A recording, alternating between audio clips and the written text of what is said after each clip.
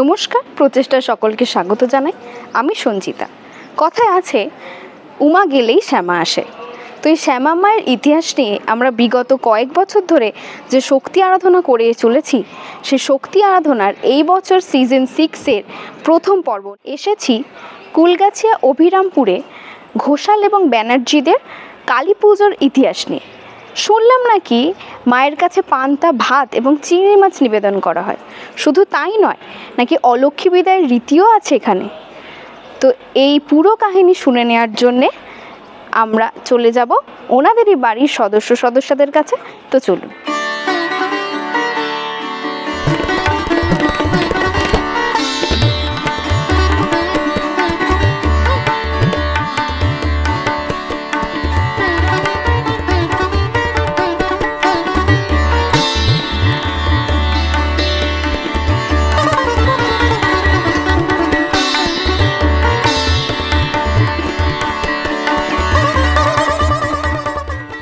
এই মুহূর্তে আমরা পেয়ে গেছি ঘোষাল বাড়ি আর ব্যানার্জি বাড়ির সদস্যদের।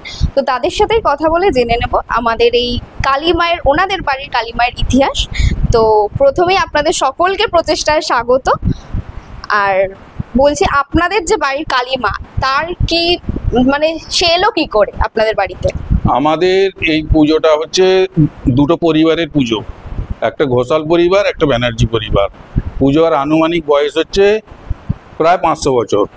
প্রতিষ্ঠাতা মধুসূদন ঘোষাল এবং গঙ্গাধর ব্যানার্জি, দুজনই প্রতিষ্ঠাতা।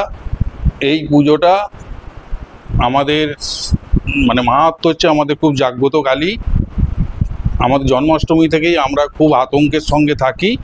ওই পুজো শুরু হলো, তারপর আমাদের সকালবেলা 15-20 জন মহিলা দ্বারা আমাদের ভোগের সব আয়োজন হয় এবং বেলায় সন্ধ্যাবেলা আমাদের 10টার মধ্যে ঘটস্থাপন হয়ে যায়।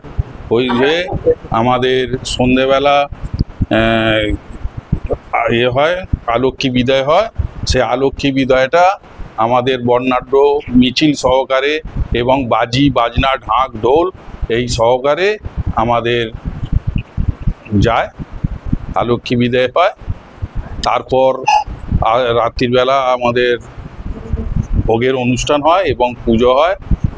এখানে বিভিন্ন গ্রাম থেকে 4-5খানা গ্রামের লোকজন এসে জড়ো হয় পুজো দেখার জন্যে। এবং রাত্রিবেলা 1:30 থেকে 2টোর মধ্যে আমাদের বলিদান হয়। আনুমানিক বলিদান প্রায় মানসিক সহকারে প্রায় 8-10খানা হয়। তারপর প্রথম যে বলিটা হয় মায়ের, সেইটা বলিটা আমাদের সঙ্গে সঙ্গে পরিষ্কার পরিচ্ছন্ন করে রান্না করে সেটা ভোগ হিসেবে মায়ের কাছে নিবেদন হয়। এবং সকালবেলা সকাল থেকে শুরু হয়ে যায় ভোগ বিতরণ। আর তারপর বিজয়া পুজো হয় এবং দুপুরবেলা আমাদের মায়ের যে বলিদানের যে ভোগ প্রসাদ, ওই প্রসাদ আমাদের পুরো অংশীদার কুটুম এবং আত্মীয় স্বজন সমস্ত পাড়া সকলে মিলে প্রায় 700-800 লোকের আয়োজন হয়। সন্ধেবেলা আমাদের মহিলা দ্বারা, আমাদের এখানে যে মহিলারা আছে, আমাদের ঠাকুর নামানো হয় রাতের 8টা নাগাদ। তারপর আমাদের মহিলারা মিষ্টি মুখ করে ঠাকুরকে ইঁদুর খেলা হয়। তারপর আমরা সকলে মিলে আমাদের প্রতিমাকে নিয়ে আমরা এতে যে বিসর্জন ঘাটে যেয়ে আমরা উপস্থিত হই। সেখানেও প্রায় 1-1.5 ঘন্টা বাজি বাজনা সহকারে সকলে নৃত্য ঢাক ঢোল এসব বাজিয়ে আনন্দ উপভোগ করে। তারপর সর্বশেষে আমাদের প্রতিমাকে আমরা গঙ্গার ঘাটে বিসর্জন দিয়ে আমরা সবাই মিলে আবার নৃত্য করতে করতে ঢাক বাজিয়ে আমরা এই মন্দিরে আসি। এসে আমাদের শান্তির জল দেয়া হয়। তারপর আমাদের দধিকর্মা এবং নাড়ু সবাই মিলে খেয়ে আমরা পুজো সেদিনের মতন সমাপ্ত করে দিই। আপনাদের মাকে মানে কোথা থেকে আনা হয় নাকি এখানে প্রতিষ্ঠা? আচ্ছা, যে করছে বংশ পরম্পরায় একই লোকই করে যাচ্ছে, একজনই করছে। ডাকের সাজে হয়, আমাদের এখানেতেই সাজানো হয়, এখানেই তোলা হয় মাকে। এই যে নামানো আছে, ওই যে ওখানে রয়েছে, উনি ওখানে আসবেন সাজাবে। পুরোহিত কি তাই বংশ পরম্পরায় উনি করেছেন? একই একই রকম করে। তো আমরা তো জেনে নিলাম যে আপনাদের বাড়ির পুজো প্রায় 500 বছর আগে শুরু হয়েছিল। হ্যাঁ। তো সেই পুজোর সম্বন্ধে বা মা কি করে এসেছিলেন এই বাড়িতে সেইটা একটু জানান।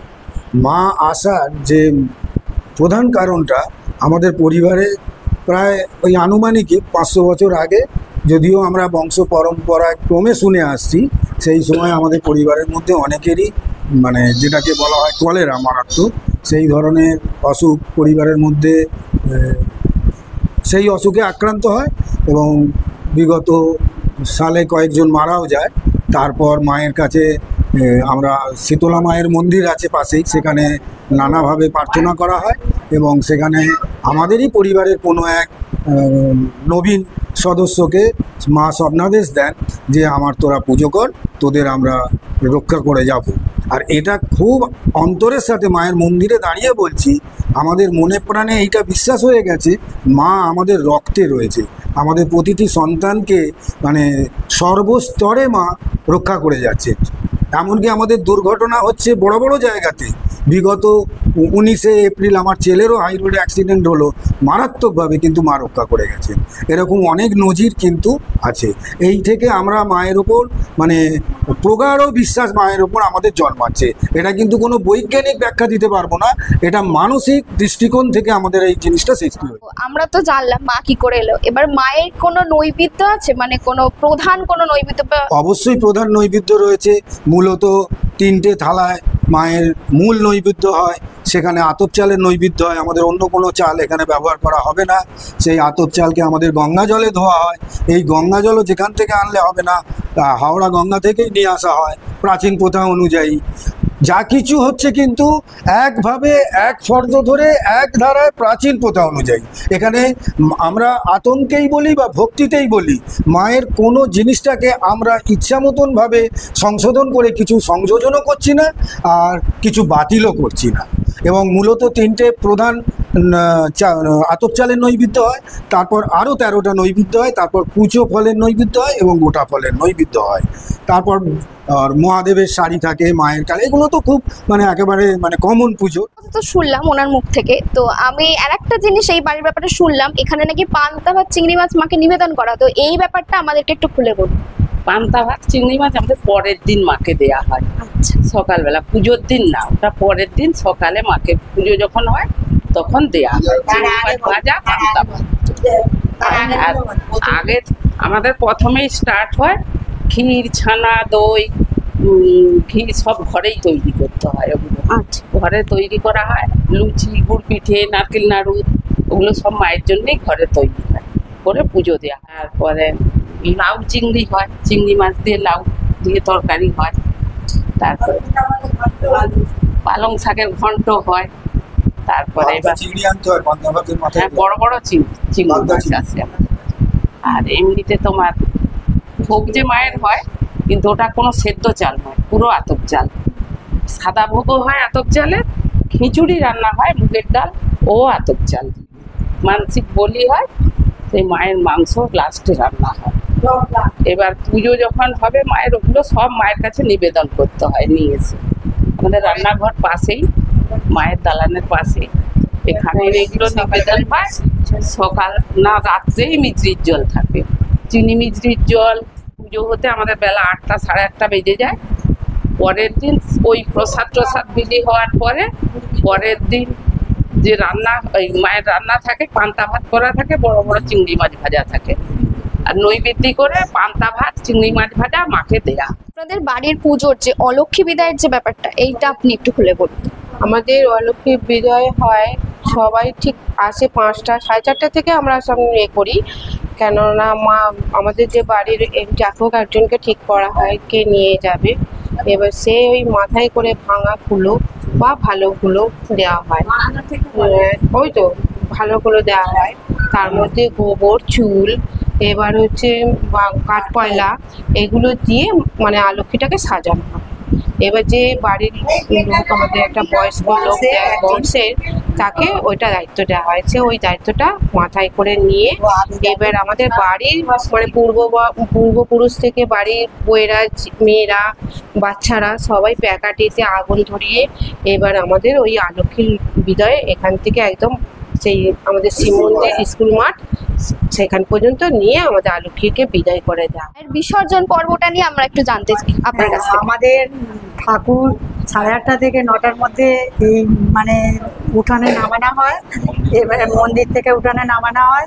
তারপর সব বউয়েরা মেয়েরা সবাই মিলে সিঁদুর খেলা হয়, মাকে বরণ করা হয়, বরণ করে তারপর আনন্দ নাচ গান এরকম সব হয়, মিষ্টিমুখ করা হয়। তারপর হচ্ছে তারপর আনন্দের সঙ্গে মাকে কনকাঞ্জলি নেওয়া হয়, যেমন একটা মেয়ের বিয়ে হয় কনকাঞ্জলি নেয়, সে দেখবেও না যাবেও না। এবার আমরা সবাই মিলে আনন্দ করতে করতে বাজনার সঙ্গে ঢাকিডুলির সঙ্গে একবারে স্কুল মাঠে গিয়ে ঠাকুরকে করে তারপর নিরঞ্জনের পথে নিয়ে যাই। তো শুনে নিলাম আর ঘুরে দেখালাম এই কালী পুজোর অজানা ইতিহাস কাহিনী সবটাই। তো ভিডিও ভালো লাগলে অবশ্যই লাইক করবেন, সাবস্ক্রাইব করবেন এবং সকলের সাথে শেয়ার করে নেবেন। আর আজকের মতো এটুকুই, পরবর্তী ভিডিওতে আবার দেখা হবে। প্রচেষ্টার পক্ষ থেকে সকলকে আগাম কালী পুজো ও দীপাবলির শুভেচ্ছা জানাই।